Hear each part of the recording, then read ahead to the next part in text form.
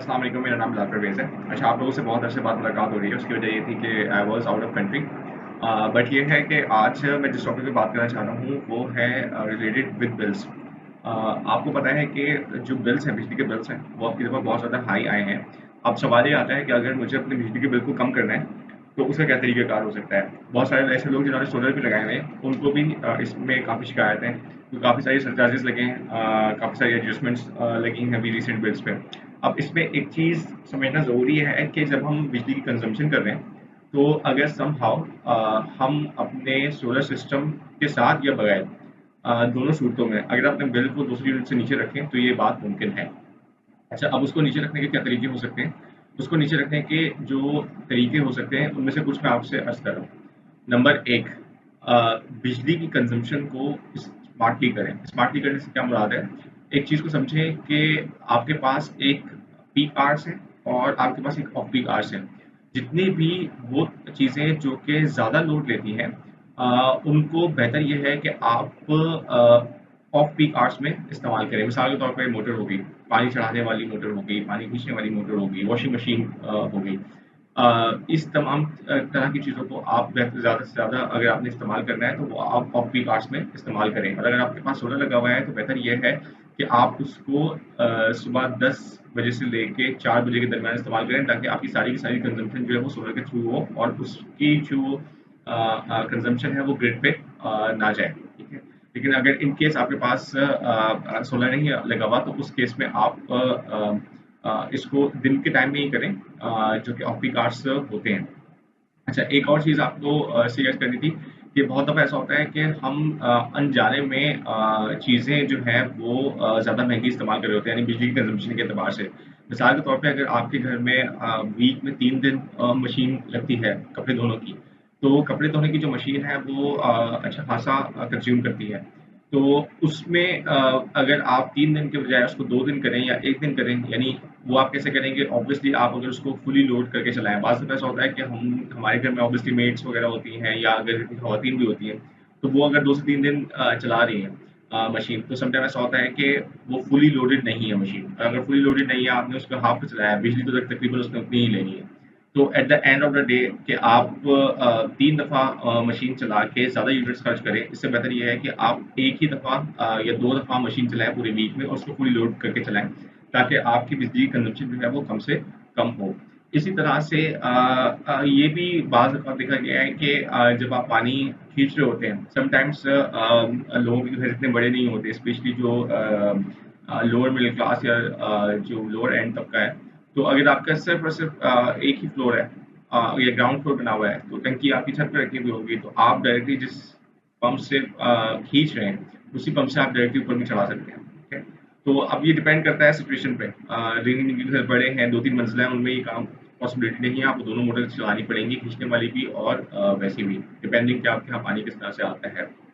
इसके अलावा एक और चीज़ जो आप कर सकते हैं, वो आप इस तरह से कर सकते हैं कि आपके जो फैन्स हैं, वो सारे के सारे फैन्स आपके घर में इन्वर्टर वाले हों। अब इन्वर्टर वाले फैन्स से फ़ायदा क्या होता है कि जो नॉर्मल पंखा होता है, वो फुल स्पीड पे आपका समझिए अराउंड 80 से 100 110 एम्पेयर्स 110 वॉट ले रहा होता है, ठीक है? जबकि इसके बरक्स जो आपका इन्वर्टर वाला पंखा होता है, वो 20 से 50 वॉट ले रहा होता है, depending on the speed of the fan.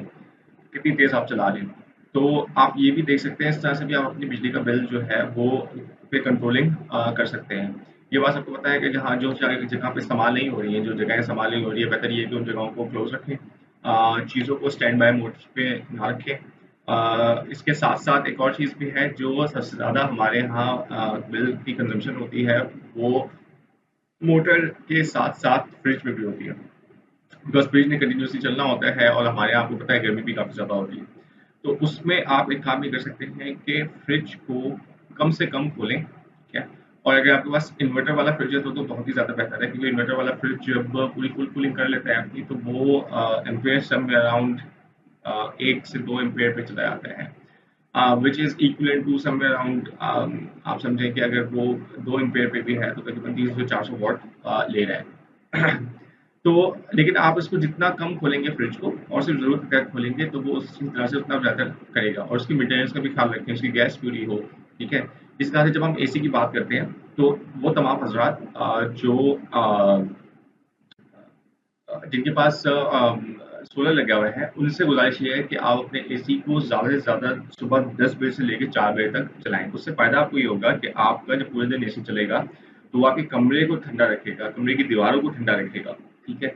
और फिर जब शाम के टाइम जब सूरज चला जाएगा, ठीक है, तो उस स्टेज पे या तो आपको एयर कंडीशन चलाने की ज़रूरत ही नहीं पड़ेगी, या पड़ेगी भी तो एयर कंडीशन को उतने ज़्यादा हाई कंप्रेशंस नहीं करनी पड़ेगी। याद रखें कि एयर कंडीशन की सूरत में भी उसकी मेंटेनेंस बहुत ज़्यादा इंपॉर्टेंट है।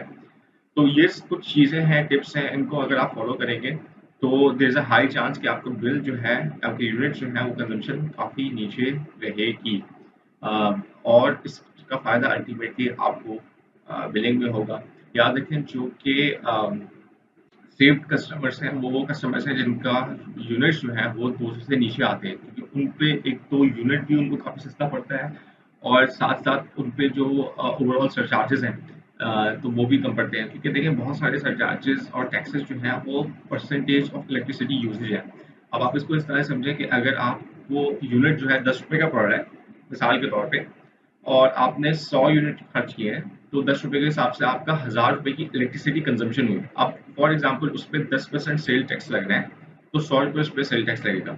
इसके बरअक्स अगर फॉर एग्जांपल आप ज़्यादा खर्च मतलब कर रहे हैं, 200 यूनिट से ज़्यादा जा रहे हैं और मिसाल के तौर पे आपको 30 रुपए का यूनिट पड़ रहा है, तो 200 या 300 यूनिट खर्च करने पे आपका जो बिल है वो 6000 रुपये पहुंच जाएगा, ठीक है।